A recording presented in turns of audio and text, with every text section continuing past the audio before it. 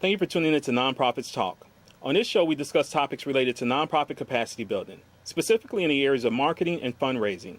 I'm your host, Terrence Harrington. Tonight, our guest is Heidi Macy. Heidi Macy. Heidi is a community builder and tech evangelist. Heidi works with nonprofits and small businesses on Google AdWords and Facebook ads. She also works with Realize Worth as the Director of Online Tools and Nonprofit Relations, helping Fortune 500 companies select and integrate software tools to manage their philanthropic programs.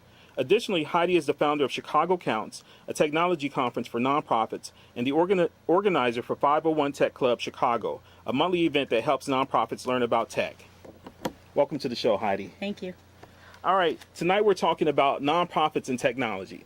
If you have any questions, feel free to give us a call at area code 312-738-1060. Again, that's 312-738-1060. So Heidi, let's talk about technology and how nonprofits can use it. So how can nonprofits use technology to improve their organizations? Well, there's a lot of ways they can use technology to improve their organizations. There are so many platforms and tools available that are free for nonprofits. Okay. And Google is a great resource to use to just start searching if you're looking for free fundraising tools or free any kind of management of volunteers or whatever. There's all kinds of tools out there that are available. Wow. So if a nonprofit is just there, because sometimes we focus in on technology as being our computers and, monitors and things of that nature. So the free tools that you're talking about with Google was it AdWords that they can use? Well, AdWords is part of a larger Google program that's a great resource for nonprofits called Google Grants for Nonprofits. Okay. And it starts with even getting email addresses that are Gmail accounts and using Google Docs and Google Spreadsheets and all of those great things that make collaboration and everything else really much easier for nonprofits. And then there's also things like a program on YouTube and a program on AdWords, which is a way to advertise on Google. So when people search, your ads show up at the top or the right-hand side. And there's ways for nonprofits to do things like that without having to spend any money. Google AdWords is a hard program, though, so you have to be willing to put a lot of time in order to learn it. Because that was going to be my next question. Is there a cost associated with some of the tools let's talk about some of the free tools that nonprofits can use. Okay, I'm a new organization. I'm just starting out, and I'm diving into the world of technology. What are some of the first steps I should take as far as looking for resources that I can use in my day-to-day life as a nonprofit? Well, I would start with the Google Grants program to get Gmail accounts and to get the Google documents. And then I would also look at CRM, which is constituent relationship management tools. Even Fortune 500 companies use those tools, and there's a lot of them out there that you can get for free. Okay. And those help you keep track of whether it's your volunteers or your donors or people that you're pursuing. Companies use those to track deals and people at different companies that they're working with, their clients or their prospects or whoever else. Nonprofits can use them in terms of just keeping track of everybody, because who remembers who you need to call, and it'll trigger an email to remind you to call someone or to follow up with someone or to make connections for you. Now, are CRMs free, or is there a price associated with it? Well, if you're a larger nonprofit, Salesforce actually provides up to 10 free licenses for a nonprofit. But Salesforce is a great tool. They're a great company, but it's a complicated tool. Okay. There are lots of CRMs, is what we call them for short. There are lots of CRMs that are also free, either for everyone or for nonprofits. And you have to do some research because you have to figure out what you're looking for in particular. And some of them are as inexpensive as $10 or $15 a month, or some of them are free as well. Now, and I'm sticking on the CRM because I think that's a powerful tool. Could Microsoft Outlook be a CRM? Can you manipulate it as such? I know that people do. I'm not as familiar with that, but there are a lot of organizations that serve as resources for nonprofits. For example, TechSoup Global is partnered with Microsoft, and anything you want to do with Microsoft, if you contact TechSoup, they can help you navigate that. And Okay. so, figuring out CRMs maybe through Microsoft and things like that. And then N10 is another great organization. I have a list with me of Okay. about 20 organizations that are just great resources. Another organization to know about is called Idealware. Okay. And Idealware is a great resource for just researching technology software. Wow. And then Grassroots is another one, grassroots.org. Mm-hmm. You go on grassroots.org and you can just research technology tools for nonprofits. Wow. Wow. So TechSoup, that's one of my favorite organizations to go to, because we get a lot of discounted products or donated products through TechSoup, like Adobe products and things of that nature. So talk to us about TechSoup and how can a nonprofit be affiliated with TechSoup? You start by just going to the website Okay. and navigating the website and seeing, they have resources, they have partners. You can reach out to them at any time, reach out to TechSoup and ask questions. And they're a great resource for software and for hardware. But even in Chicago, we have something called Free Geek Chicago. Oh, wow. I didn't know that. And their goal is to get technology into the hands of low-income people. Okay. That includes nonprofits in different Yeah. communities. So they have people who refurbish computers. So if you need computers or routers or whatever else, it's where I go when I need hardware or all kinds of things. So because my nonprofit core market is at-risk communities, I can benefit by getting technology through Free Geek. Free Geek. Anybody can go to Free Geek. It's Oh, open really? to the public, but it's particularly great for people who don't have $2,000 to buy Right. a new Mac computer. They can go to Free Geek and get a great Mac computer for a lot less money. Wow. And Free Geek also recycles responsibly. They're one of the best on that. Okay. So they're really, really So you great. say you have a list of other resources. Let's talk about some of the resources that you have. Sure. Wild Apricot is a really great resource if you want to talk about webinars to learn more. I mean, there's a lot of great learning resources. Now, when you say to learn about webinars, do they actually allow you to host webinars with them or no? No, they they do a couple of things. They have a whole bunch of free webinars to teach nonprofits, Okay. as well as providing a list. I think it's every month they provide a list of free webinars around the globe, not just the ones that they offer. And the thing you have to be careful about is everybody's trying to provide free content to lure you in to Got purchase you. something. And there are some that provide free content and you look at it and you say, this is not helpful. It's just a mechanism to get my email address or get a conversation with me on the phone. Whereas others are really providing free content because it's great content, and they understand that if they provide great content, I'm going to want to stay in touch with them. And Wild Apricot. Wild Apricot is one of those. TechSoup is one of those. Grassroots, N10, Idealware.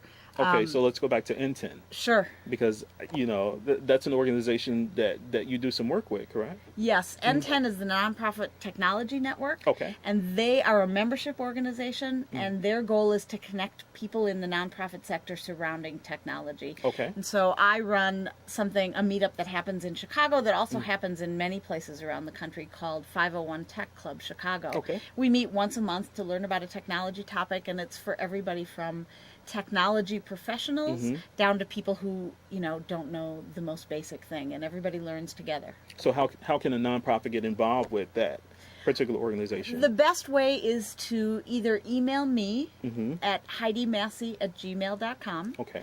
or to contact the Chicago Community Trust Okay. and just go to their website by Googling them and contact them and ask them, probably talk to Eva, ask for Eva to get more information Okay. about it. All right, so let's continue down your list here. Sure. So Foundation Center is another great resource. They have a whole section called Nonprofit Resources, and when I was looking for collaborative tools, they have a huge section on collaborative Wow. tools. Like, who even knew that existed? Right. It's really, really great. And I want to really also talk about some of the, there are a lot of really good tech blogs for nonprofits.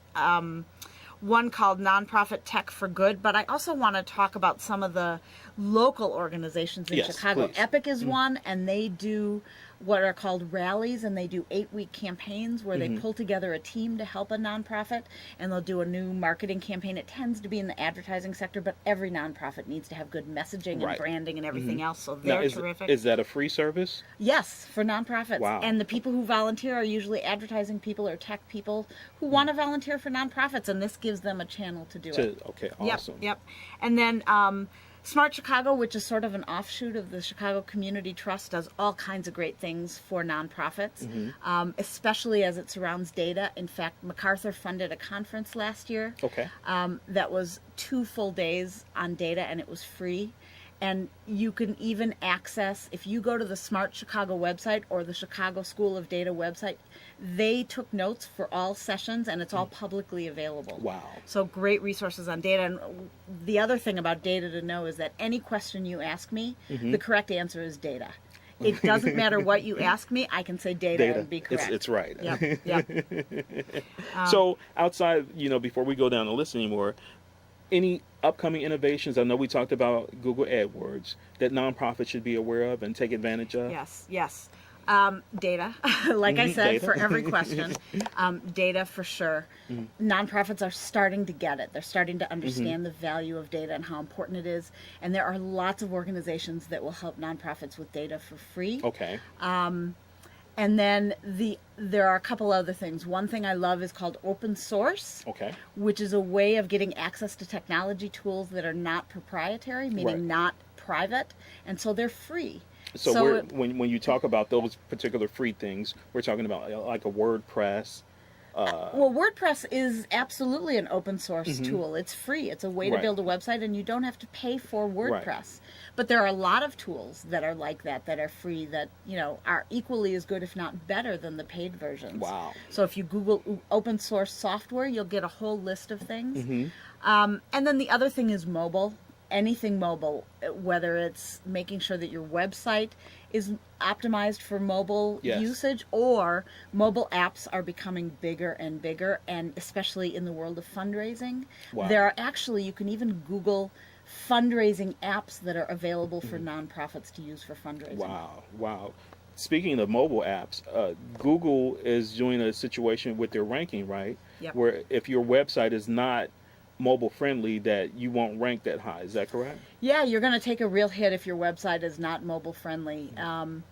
The best way to do it is when you build your website, make sure it's built as mobile friendly, because honestly, it doesn't really add cost.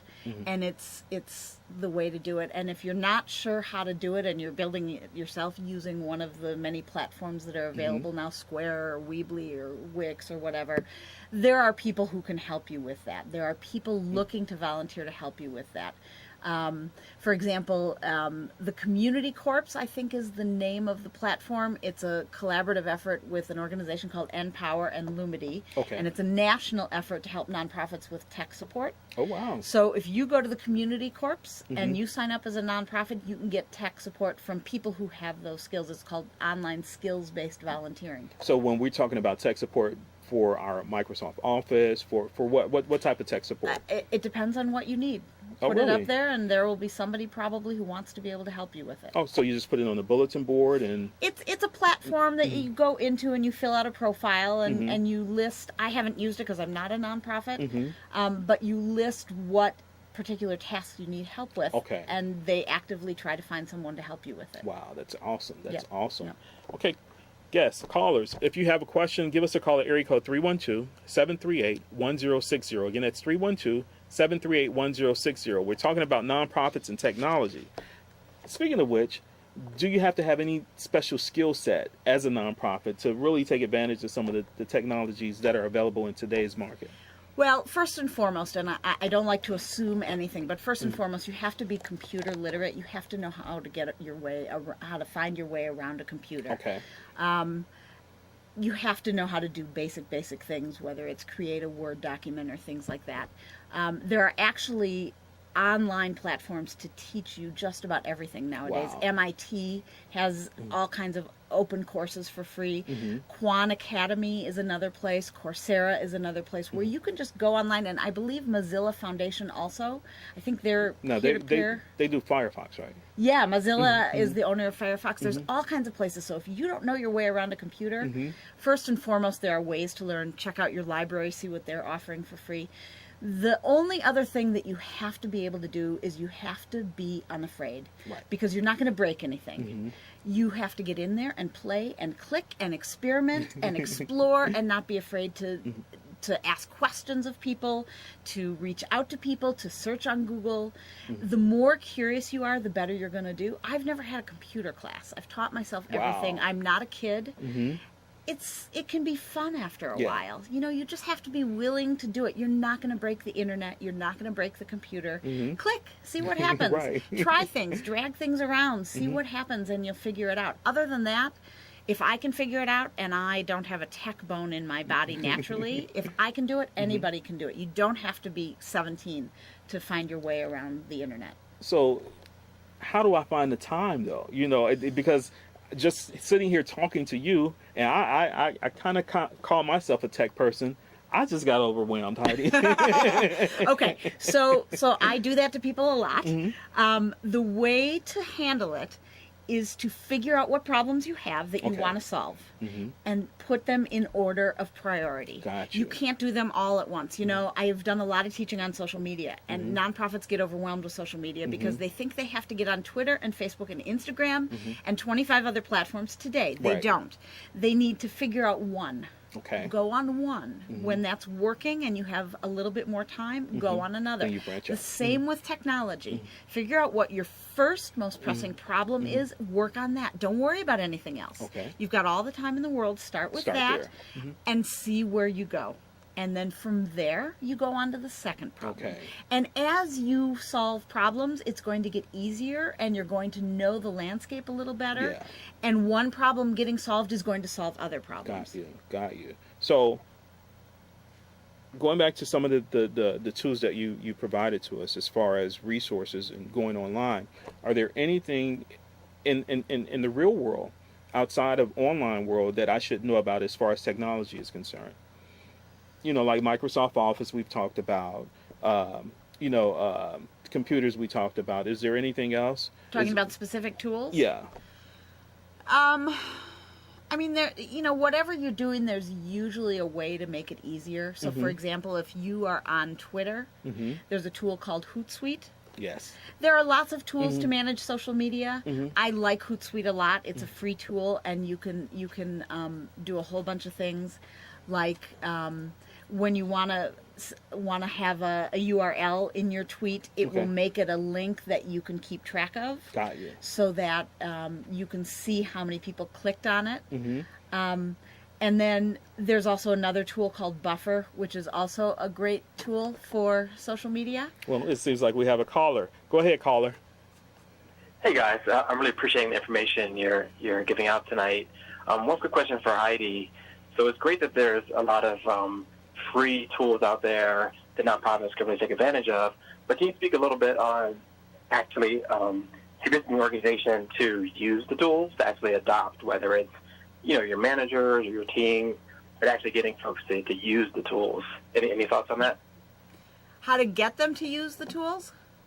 Yeah, so it's one thing that it's free, but actually getting people to Okay. buy in enough to actually use the tools. Sure. I think before you get any tools, before you make any decisions, you need to bring them into the decision process so that it's something that you're talking about as a team. Anytime it comes from the top down, it can be resented. Whereas if you bring, you have to determine what your problems are. If you bring it to the team to determine what the problems are, and they tell you what the problems are, and it's a problem that they want to solve, they'll be motivated to use whatever technology you have brought on board because it was Right. their decision to bring it on. Makes sense. Okay. All right. Thank you, Thank you. caller. Thank- All right. So we're covering a lot. Callers, we got a few more minutes. You can give us a call at area code 312-738-1060. Again, it's 312-738-1060. So, are there any tools that nonprofits are using that really help with the fundraising? I'm going to give an answer that's going to surprise you because I think email is the best tool for Wow. fundraising. I mean, there are apps that you can use. There's lots of. The idea is there's lots of shiny objects. Yes. Squirrel. And the problem with shiny objects is you still need to do the work. Yes. Even with the best tool. So there's a million shiny objects. There's a million tools out there that people can use for fundraising, whether it's managing your donors or finding great technology to track things or crowdfunding platforms. I mean, there's a lot of that. Okay.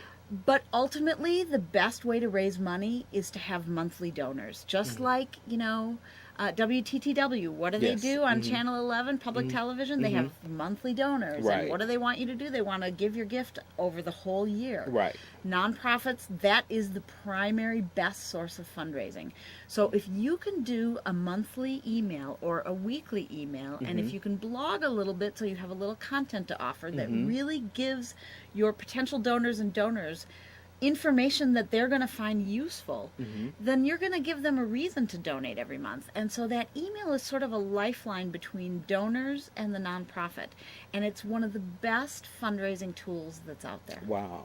And so with that email, should I have my signature set up and, links and all of these different things is that there important? are tools you can use like MailChimp and Constant Contact and many others that up to a certain number of email addresses are free. Okay. And they have templates so that you can just fill in the information, and they have it set up so that it looks pretty, because I don't know about you, I'm not good with design.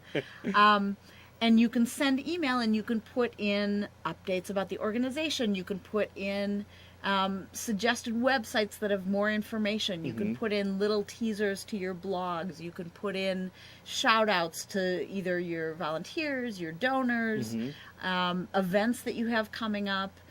You can even ask some of your involved constituents to write for it or to write for your blog. Okay. Whatever is useful content. If it's long, if people are having to scroll a lot to read it, or if it's a lot of dense text, people are not going to be that interested. And you also want to make sure that it's what's called opt-in. You don't add people to your email list. You let them add themselves, and you make it very clear that you only want people who really want to be on your list. And it's hard to grow a list that way, but then you're growing a list of people who want your email. You don't want people to get your email if they don't want it. If they don't want it. You only want people getting it because they really want to get it. Would that be considered spam? It's exactly what it is, and it's illegal to add people to your email Got you. address, Got you. email list if they don't want to get your email. So it's okay to do what's called opt-out, meaning send them the first email, and at the top say, we hope you're interested. If you're not, please click here, and you Okay. won't receive it from us anymore. But these email service providers is what they're called. At the bottom, they have an automatic link built into your In there, email okay. that gives people the option to opt out, because there's nothing worse than getting email that you don't want to get, which is why it's better not to send it from your personal email, but from one of these providers. From the provider. And those providers would be like a MailChimp, like you said. Constant Contact. Aweber. Yeah, I haven't heard of Aweber. Yeah, but that's a paid one. Okay. Yeah, I think I don't think they offer any free, but Aweber is another one. And Emma something. And there are actually CRMs that I think offer email as part of what they do. I mean, there's all kinds of ways to go about getting these emails together. But so email, in your opinion, is the best method of fundraising. Yes, and the bottom line is you really want a website. If you in business, they talk about a funnel. People enter at the top and they come out the bottom. Your customer. You want to do the same thing with your website, and so your website is also a really important fundraising tool. You want to think about your users and how they're going to travel on your website, and you want to drive them to what your goals are on your website. So you need to have analytics on your website. Google Analytics are free again, and you want to have goals set up. And Google is a great self-learning platform. If you've never set up a goal, read about it on Google, and you'll have goals set up, and then you can track where people are going. So you want to use your email, your blog, and your website to sort of caress people to donate to your organization. And you also want to do things like you want to call people, and you want to send personal email to people. That was going to be my next question. What about the personal relationships with people? Sure. You want to make sure that you have those as well, and you want to give them a reason to come around and keep coming around, for sure. Well, Heidi, our time is up. We actually covered a lot of information within the small 25 minutes that we have. So if you all have want any information about our guests, you visit our website at www.nonprofitsmatter.org. Again, that's www.nonprofitsmatter.org. Next week, if you tune in, we're going to have our guest as Jonathan Briggs, and Jonathan is going to be talking about Publicity 101. And remember, folks, if people don't know you exist, they can't support you. So Heidi, any last minute words? Just don't be afraid to get out there and explore. Be a little bit like the pioneers and everybody else, checking out what's out there. Awesome. Again, thank you for tuning in to Nonprofits Talk. Have a good night. Thank you.